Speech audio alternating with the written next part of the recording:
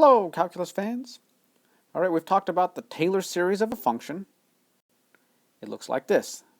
Sum where k goes from 0 to infinity of the kth derivative evaluated at a over k factorial times x minus a to the k power. You'll notice that in the past we've often used an n here for our summation variable.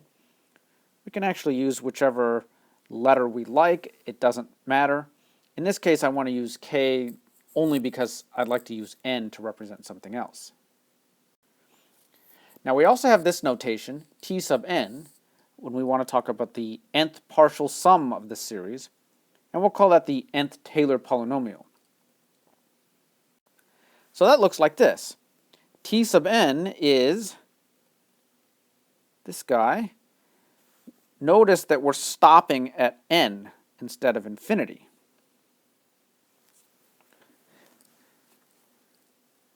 If you want to write this thing out term by term, then it should look something like this. All right, so this is the nth Taylor polynomial. It's not a series, it's a partial sum of the series. Now, whenever f is the sum of its Taylor series, and that happens most of the time in this class, we know that t sub n approaches f of x as n goes to infinity.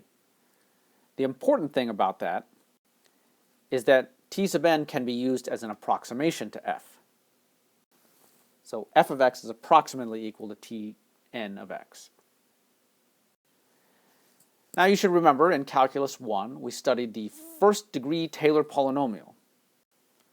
But we didn't call it a first degree Taylor polynomial. What we called it was the linear approximation, and it looks like this. It looks like f of a plus f prime of a times x minus a. Now the linear approximation is just the tangent line to the curve. Now in Calculus 1 we didn't call it t1 of x, we just called it L of x to talk about a linear approximation. Now if you graph a function and its first degree Taylor polynomial, all you really see is a tangent line to the curve, because that's all it is. Now we can actually create a better approximation with what we'll call T2, that's the quadratic approximation.